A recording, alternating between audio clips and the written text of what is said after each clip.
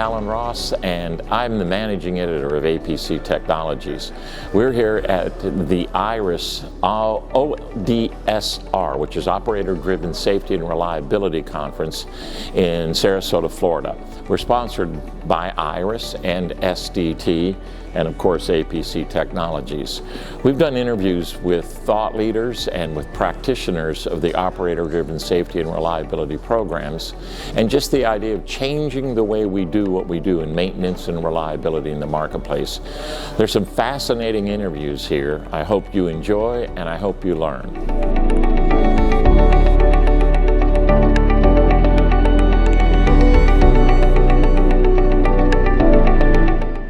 So my next guest, Allan Reinstra. We both have the name Allan. We're both CRLs. We both love reliability. We both have educated each other over the years through our SMRPs and our CRP, all the different things that we've done. But Allan, SDT is one of my favorite companies. You've taught me so much about ultrasound and how it's used and I'm passionate about safety and reliability of industrial facilities, commercial facilities. I'm really because I'm an electrical guy, I see a lot of issues in electrical that can be detected. I've actually used some of your equipment in a facility, and I made myself look smart, like I knew what I was doing, because I focused and I said, "There's partial discharge right there." Why? Because I knew it. And when they actually went and looked, it's like, oh, that's brilliant. I was with a bunch of people that are not engineers. Right. You made me look great. Tell me about SDT. I know where the company came from, but they don't. So tell me how it started. Sure. And then tell me about how you go to market. Okay. Yeah. I mean, like you, ultrasound's been making me look smart for 3 decades. Yeah. Because I don't have an engineering background, and so it's great that I can embrace this technology as a lifelong learner, competency-based learner, and it's just one of those technologies that I feel like I know a lot about, and I think my social followers also come to me for a lot of advice. I keep learning stuff. Yeah. Drew Walt's here at the conference. He's teaching me stuff about ultrasound. So it's something you just never ever stop learning about. We are a Belgian-based manufacturer. We consider ourselves to be the world's favorite ultrasound company.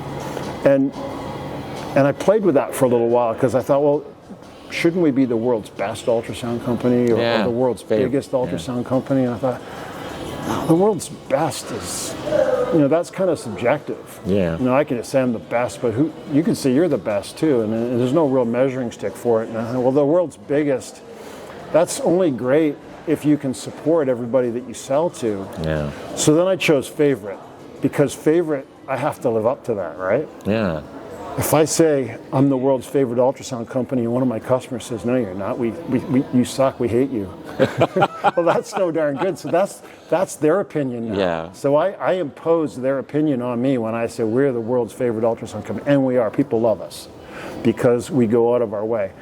Very high customer retention? Huge customer retention. Okay, all right, because that means you're the favorite if they stay with you, right? Yeah. And it's not because we created some ecosystem that they can't, that's sticky and they can't leave. Yeah. They can leave anytime they want to. It's because our products work and they're simple. Okay. They're simple and they solve a lot of problems. We were started in 1977, I want to say, by my partner Andre de Grave, his father, Joseph de Grave, who's passed away now, but he was our founder. So we're coming on, quick math, around there, 45, 46 years in business. I started off in 1991 as the Canadian distributor for SDT. So I was just one of those 26-year-olds with a trunk full of toys, and I drove all over the country. Didn't have a family yet, didn't have any kids, didn't have a wife. Linda, you've met Linda before. Yes, she was with me, but we weren't hitched yet, as they say. But man, I was just a road warrior for like 7-8 years, and then Andre came over one time and we met in Montreal, and he said, your Canadian sales are like 6 times higher than our American sales. What are you doing different? And I said, well, I have no idea what they're doing in the US, but I'm just working my butt off. He said, will you work your butt off in America for us? No problem. So in 2000, I was given the territory of the United States. 2001, I hired Gustavo and Velasquez from Colombia, and we started selling in Latin America, and we started getting inquiries from all kinds of places, and before you knew it, I was the master distributor for all of the world except for Europe. Okay. And that's what I do today, except my role's changed a little bit in that I was given the opportunity to acquire 30% of the SDT International head office here. Okay. So I'm an integrated owner. I'm part of the board of directors, and I have a lot of influence on our future product, what our future products are going to look like. So I want two things. One, products. Yep. The other one is value-added products. Yeah. The difference between how you go to market, because you said top-line distributors, and then you go to market through other people. Right. But do you also have a service business? We do. Okay. We do in Canada and the United States. We have a small service business. Okay. We have what we call key accounts. Key accounts are customers who really rely on us to embed our technology into their reliability departments. Okay. It happens mostly because they don't have the foot soldiers. Right. So we provide them with the foot soldiers, and that could be one day on site a month collecting data. It could be 2 days a week. It could be some places we have an employee embedded 40 hours a week. It really depends on what the customer needs. That's not our core business. That's how our goal is not to duplicate what other service companies do or to compete with them, because those are our customers too. Right. Our goal is to help those key accounts develop reliability programs around ultrasound and vibration, and the other technologies that our friends like Iris and with infrared and others. So, we're a big believer in bringing in that whole basket of condition monitoring technologies: motor circuit testing, oil analysis, vibration, infrared, and ultrasound. So interesting. That's also going to be an incubator for new products. Yep. An incubator for what you just talked about is incubator for a new system, incubator for how do we implement a reliability program that you can export. It's not exporting a product, but exporting ideas out to the marketplace that is going to grow reliability, which is what we're all about. We've really started to package, and you were one of the very first people that were part of this. Before I retired, I was the president of EPRA, and I asked you and Martin Robinson, hey, should we do something about this? And you said yes, and we did. And we created working groups. We were looking at reliability and safety coming together and trying to, we were at the forefront of that. So thank you for that, for trusting and believing in it. But we just scratched the surface. We did. Right?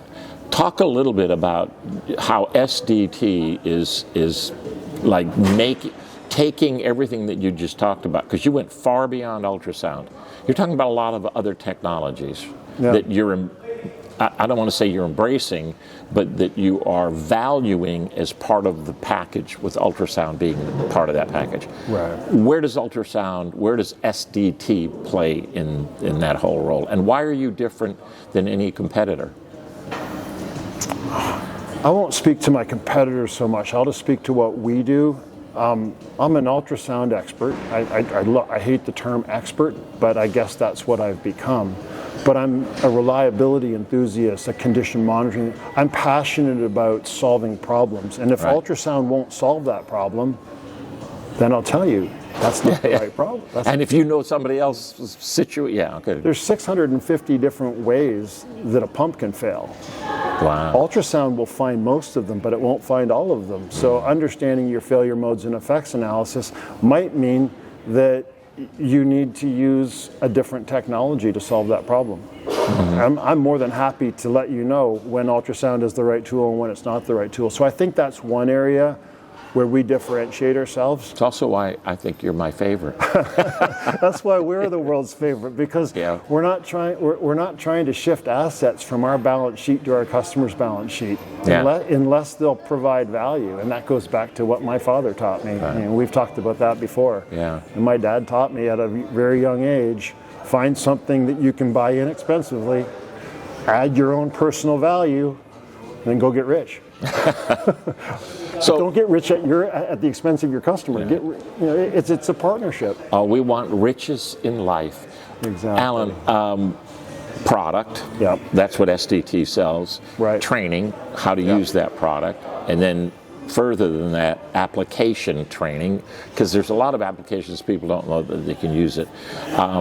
Talk a little bit about how you put the product, the different product, because you also do product development. You're not using the same ultrasound products that you were using 10 years ago, correct? No. We're evolving all the time. Talk about that. We've done more to evolve this technology than any other ultrasound manufacturer. It's also why you're my favorite. Thank you.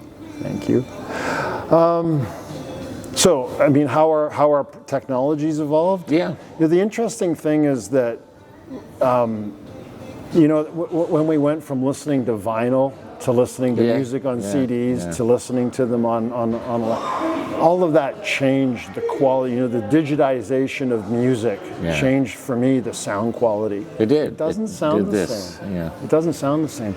Well, you see that in the ultrasound world. A lot of manufacturers have gone to digital MEMS technology. Right. And the reason they did that is, one, they're cheap, they're easy to mount and assemble, and on the frequency spectrum, they give you this long, broad ability to sweep through all these different signals. But notice how I drew that curve. We still use piezoceramic acoustic sensors, the old school analog microphone style. And the reason we do that, and we choose sensors that are focused at a very specific frequency, 40 kilohertz. And instead of drawing a frequency curve like this, our frequency curve is, and it's that high level of sensitivity. I always like to say we can hear a cricket rubbing its arms, but we can also hear them fart in between. I'm not sure I want to hear a cricket fart. That's good. Okay. So that's something where we stayed to our core values. We stayed back. We held that technology back because it works. It works better than digital MEMS sensors for finding mechanical defects, for finding gear mesh problems. Right. You could have a huge gearbox reducer. You could have 10, 12 different gears in there. How do you know which one's causing you the problem? Well, you can do that with ultrasound where you can't do it with vibration by picking up those little broken tooth or whatever. You can hear that. You can pick that up and you can see it in the time wave form. Look at the schematics of the gearbox and say, it's that gearbox, it's that gear. Order that one. So things like that have really helped us. Talk about it, because my passion has been for the last 2 decades electrical systems, power systems, and I don't mean in both utility and industrial and commercial, not so much residential. But talk about the use of ultrasound for detecting potential failures, partial discharge, faults in electrical systems. There's a lot of different technologies, again, that can apply, and I think the condition monitoring technologies that can apply to power quality and ensuring the integrity of an electrical asset. Ultrasound is just one of them. Motor circuit testing, TEV testing, ultra high frequency, all of infrared thermography. Those are all playing a complementary role. Where ultrasound excels is in detecting where sources of insulation breakdown are going to occur. So when insulation begins to degrade, you're going to have current leaking out, and that forms partial discharge. You're right. Partial discharge at its very earliest stages will create an ultrasonic signal that we can detect from great distances. Before it creates heat. Long before it creates heat. Now, there's going to be moments when you have heat but no sound. Right. So I've said this to you before, I'll say again, ultrasound lets you hear what you can't see. Infrared lets you see what you can't hear. I heard you say one time that a 3-phase transformer could be ordered in 4 to 6 months. Used to be. Now it's 2 years? 2 to 3 years. 2 to 3 years. So don't you want to know that the transformer that you have has just started to enter a failure stage that could take 6 months for it to evolve? And that failure stage could be corrected with simple maintenance, just cleaning, retightening, maybe shaving off a little sharp edge that's allowing that corona to arc or whatever. A lot of the failures of transformers are bushings and load tap changers of those transformers that have them. And what you said is exactly true for those. You can extend the life and avoid an unplanned outage to wait for that 2 to 3 years if you hear it or if you see it. So yeah, I mean, the first stage of bearing failure isn't the failure of the bearing, it's the failure of the lubrication. Yes. Put new grease in, you've stopped the failure. Yeah. You didn't prolong the failure from happening, you've stopped the failure. You know, that's like putting fresh grease in at the right moment is like chemotherapy that actually works. Yeah. You know, because it 100% kills the disease.